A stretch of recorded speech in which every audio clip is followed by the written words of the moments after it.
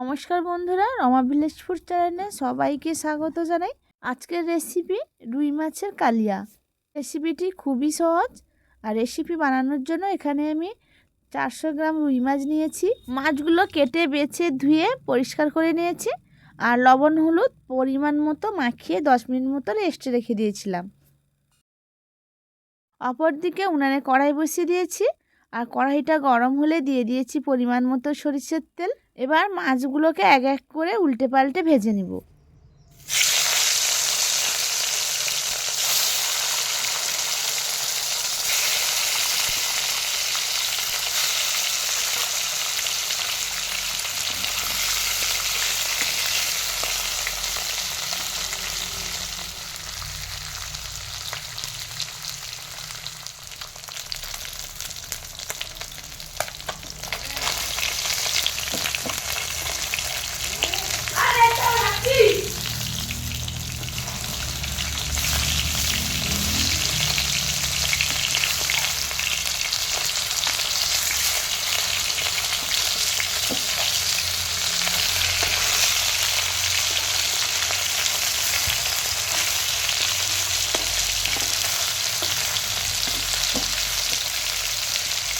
মাছগুলো ভাজা হয়ে এসছে। এরপরে রেসিপির জন্য মশলা তৈরি করে নিব। এখানটায় একটা মিডিয়াম সাইজের পেঁয়াজ কুচিয়ে নিয়েছি, আর কয়েকটা নিয়েছি রসুন কোয়া, আর এক টুকরো আদা, আর কয়েকটা ধনেপাতা কুচি করে নিয়েছি। সব মশলা একসঙ্গে বেটে নিব। অপরদিকে মাছগুলো ভাজা হয়ে গেছে, এবার একটি প্লেটে তুলে নিচ্ছি।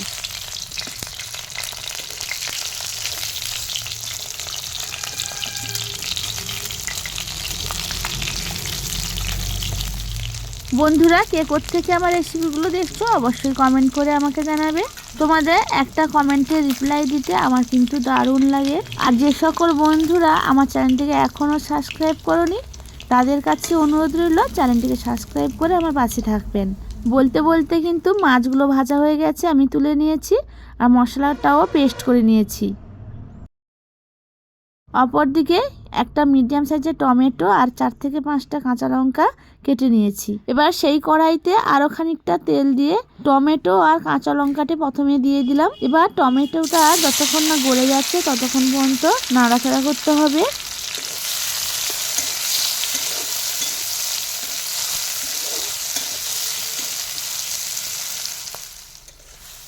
তো খানিকক্ষণ পরে টমেটোটা কিন্তু গলে গেছে। এরপরে দিয়ে দিলাম বাটা মশলা। আমি যে পেঁয়াজ, ধনেপাতা, আদা, রসুন একসঙ্গে বেটে রেখেছিলাম ওই মশলাটা দিয়ে আবারও 1 থেকে 2 মিনিট কষিয়ে নিব। তো বন্ধুরা, এই রেসিপিটি যদি তোমাদের ভালো লাগে তাহলে বন্ধুদের মধ্যে শেয়ার করে দেওয়ার অনুরোধ রইল। আর এইভাবে মাছের কারি একবার দুপুরে ভাতের পাতে বানিয়ে দেখবেন, খেতে কিন্তু অসম্ভব টেস্ট হয়। আমার মতো করে এইভাবে না বানালে বুঝতেই পারবে না কতটা টেস্ট হয়। আর বানিয়ে একবার কমেন্ট করে আমাকে জানাবে রেসিপিটি কেমন লেগেছে।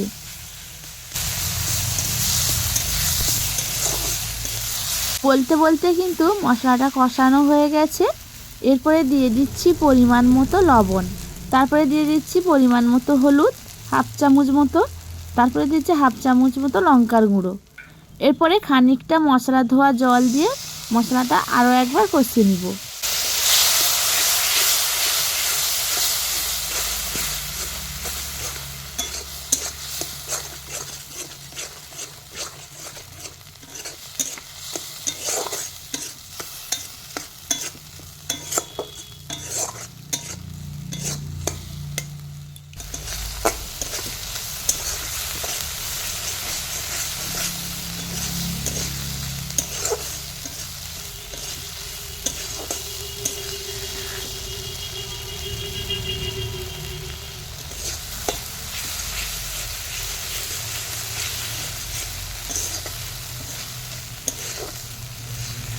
মশলাটা কষানো হয়ে গেছে।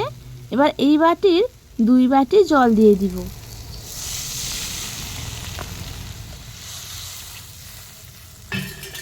খুন্তির সাহায্যে ভালোভাবে জলের সঙ্গে মশলাটা মিশিয়ে নিয়েছি। এবার ফোটার জন্য অপেক্ষায় করব।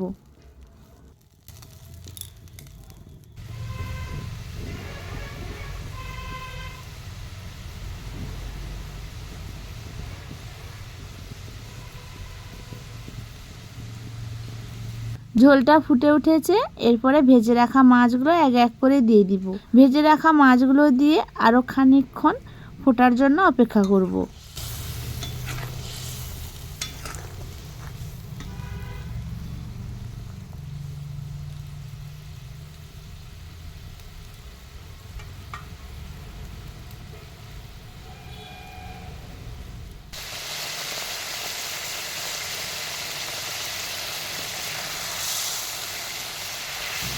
ঝোলটা কিন্তু ফুটে এসেছে, আর আর ঝোলের গ্রেভিটা কিন্তু অনেকটা শুকিয়ে গেছে, মাছের সঙ্গে কিন্তু মাখা মাখা হয়ে গেছে।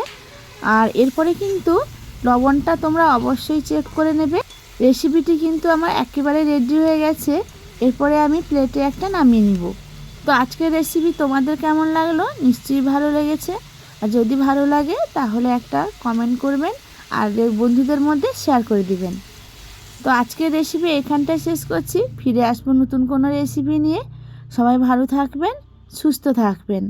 আর রেসিপিটি শেষ পর্যন্ত দেখার জন্য অসংখ্য ধন্যবাদ। টাটা।